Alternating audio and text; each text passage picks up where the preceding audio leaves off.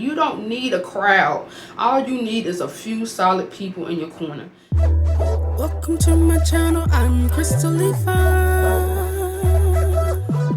I'm a singer, songwriter, and rapper, and so much beyond. Yeah. Hey, what's going on, you guys? Welcome back to my channel. So as I still try to figure out the trajectory I want this channel to go in, I just want to talk about various topics, and I think you guys will kind of tell me if y'all feeling it or not. But really, talking on YouTube has really been therapeutic for me, honestly. This last 2 years have been for the birds. So just coming on YouTube, just talking out a lot of things has been a form of healing for myself. So I know that I'm not unique in what I go through in life. We're all going through life. We're all experiencing various different trials and tribulations.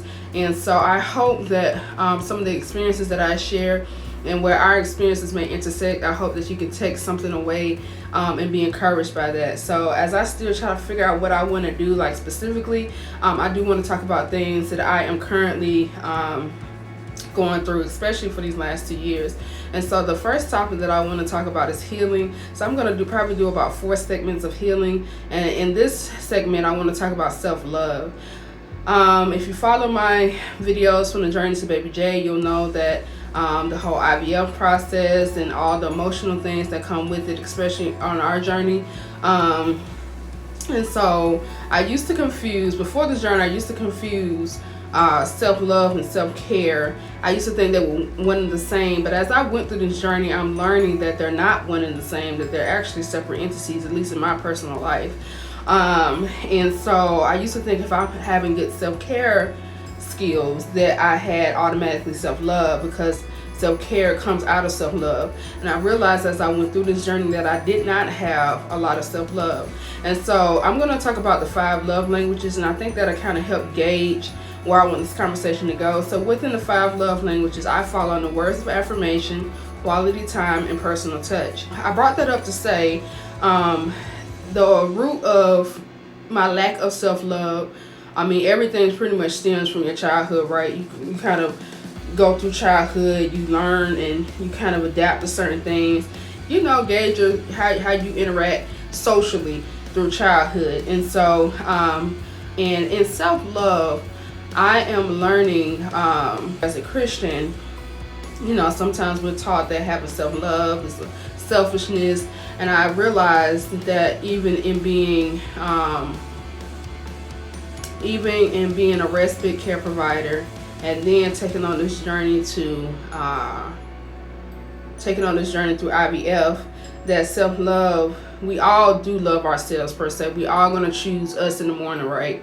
So I do agree to that part when Christians say that we always love ourselves. Our call is to love other people. You know, I will always come back to, well, I always sacrifice to this person, sacrifice for this person, but they never do nothing to me. And I always gave love conditionally.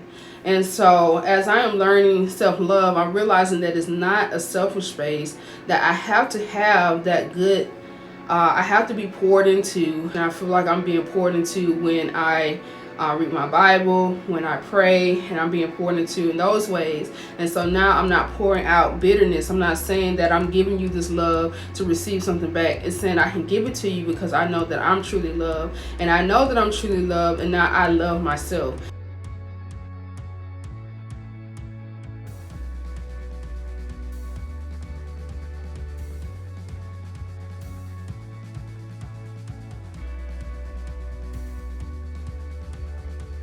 And so on my journey to self-love, I'm realizing that I do yearn for people's affirmation a lot, and this has caused me to be stagnant, so stagnant over the last few years, because I would bounce my ideas off people that didn't have my best interest in mind, or people that were heavy on critique but light on praise, or non-existent on praise. People know what you want to hear, and I had to realize a lot of people in my circle had no problem critiquing my life, had no problem telling me what I was doing wrong when I was doing wrong. But then when it came time to congratulate, or when it came time to say something positive with that same energy, it was lacking.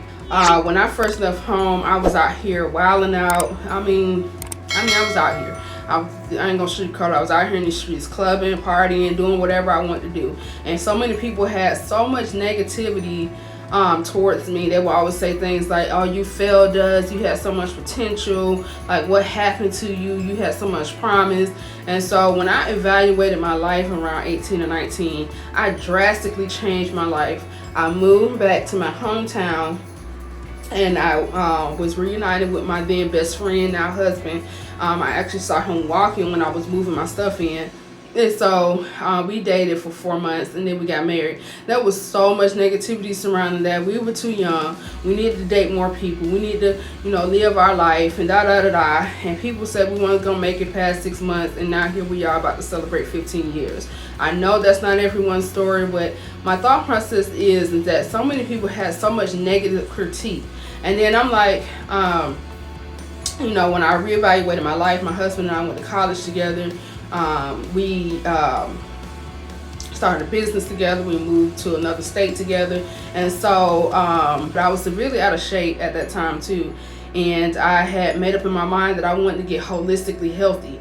And so moving away from my family really helped me evaluate my life, if that makes sense. So I started eating more healthier. I actually became a strict vegetarian for a number of years, about 5 years. And I just started taking better care of myself. And so while I was in college, that afforded me the privilege of running cross country. And I never thought I would have the ability to run again, because I used to run cross country and track and do all kinds of sports in high school. I played everything. And so I was always athletic, and I was always like into being outside. And so when I moved away from my family, it was like this renewed life. Moving away, I was able to run cross country, and I was always traveling with my school, and no one ever said, I'm glad you took us up on our advice and got your life together. No one ever said, congratulations, I'm so proud of you. It was like, it was always such heavy and harsh voices when I was living a certain kind of lifestyle that they disapproved of. But then when it came time to, I got married. I'm not out here doing whatever in these streets. I went to college. You never thought I would go to college. And you know what I mean? All these things, there's not the same energy in the praise that it was in the critique.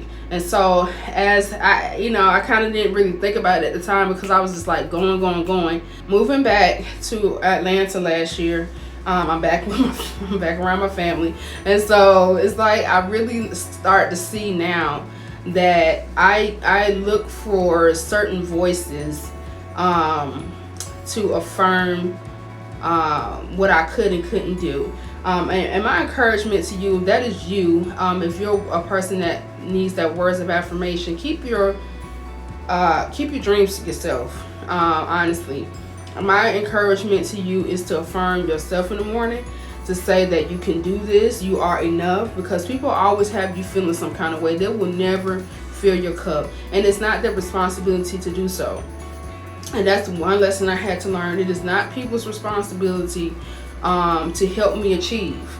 And the lack thereof, if I don't have the personal ambition to achieve, is because deep down inside I'm afraid of actually doing what I set out to do. I'm afraid of the responsibility, the commitment, and I'm afraid of this actually working. And so sometimes we use people's negativity or critique as our crutch to hide our own fears. And so that's another part that I had to honestly deal with. I had to be honest with myself, and I had to honestly deal with a lot of things. I used to say, well, my parents never did this, or my family never did that. And it really, it's like, but why didn't you do it anyway? It's because I made my happiness contingent on other people. I made my success or my goal chasing contingent on if other people agreed and if they hyped me up. Now at 35, I'm realizing that you cannot share your dreams with everyone. And the other thing that I learned is, not only can you not share your dreams with everyone, do not place your dreams in other people's hands, because they will never go after it like you will. They will never have the same passion that you will. They will never have the same drive that you will. And so what's the point of sharing it? When I made up in my mind to get healthy and lose weight, I didn't tell everybody, because I had tried plenty of times before, and as soon as I had a failure, you know, people just be like, "Yeah, I knew you weren't gonna do that." Da, da, da, da, da, da, da. All this negativity, and I was already beating myself down the side. And then here they come with their little side comments that nobody asked for, trying to tell me what they knew I was and wasn't gonna do. So I learned from that to keep my dreams protected, to keep my dreams to myself, and just work on them. And that is my encouragement to you. If you have a dream, if you have a goal that you are setting out to do, find people specifically already in that industry. Find people specifically already doing something, you know, that can help you along. Never share your dreams with people that can't even make nothing happen anyway. So if you have a dream, a goal that you're doing, look for people, whether it's on LinkedIn, whether it be at your college. Change up your circle, man, and keep that circle close. Keep that circle tight knit. You don't need a crowd. All you need is a few solid people in your corner. And that's what I'm going to leave you with, man. If you're a person that struggles in affirmation, I used to feel like I was never enough. And I'm like, what is enough? Like, who's enough? Nobody's enough. We're all just winging it. And, you know, that's the part I didn't get when I was a kid. I used to think adults had it all figured out, and you know, and I realized we're all just winging it. You know, I mean, there's a plethora of avenues to get information pertaining to anything you want to do. There's YouTube. There's Google, there's the library. So you don't need a whole bunch of people to help you chase your dream. You just have to want it. And then when you want it and you keep going after it, you will start seeing people that can help you, because now you're in those spaces. My encouragement to you is to go after it, have realistic goals, have, if you're on your own, have a solid income until whatever you're doing takes off, and now you can replace that income by what you're passionate about. Don't sell yourself short. That all plays into the self-love. I had to learn that I was enough, and to stop looking for other people's comments or affirmations to make me or break me. I feel like I used to have to be this person or be that person or act like this, and all I have to do is simply be. I don't have to be anything but myself, and that is enough. She is enough, no matter how I look, no matter how I talk, no matter what I listen to or don't listen to. Like, I am enough, and you have to know that for yourself. People will always have you feel like, oh, you would look prettier if you did this, or you would look better if you talk like, or you would sound better if you sounded like this. Like, at the end of the day, there will only be one me. There's already a such and such and such and such and such and such, but there will only be one me. I don't care how many people are here in these streets and doing the same thing you doing. They are missing your voice. They are missing your perspective, your unique perspective. So everybody out here selling lipstick, makeup, they missing you. And boo, let me tell you, don't let people make you push you into a corner, because they will push you to a corner, and then next thing you know, they like, oh, she was insecure, she didn't have confidence, but I do. I made her, you know, I done knocked her off, or I knocked him off because he was lacking confidence. And you know, I didn't realize that until I got older. Like, wow, like people will really make me feel like 2 cents, and then they would knock me off so they can go do what I was doing, but they did it with confidence. And so have confidence in what you're doing. Know that really nobody really know what they're doing. I hate to say it like, but nobody really knows what they're doing out here in the streets. We're all learning, growing, evolving, and everybody has their little quirks, as I say. Everybody has the little quirk that makes them unique. It's like your own thumbprint. Love who God is making you and who He's creating you to be, and know that it's a work in progress and not a finished thing. So embrace the process. That is my encouragement to you, man. Trust the process. Never be afraid to make mistakes. Never feel ashamed to make mistakes. A lot of people do. This is the first segment of healing, titled Self-Love, and I hope you guys take something from this. Until next time, peace.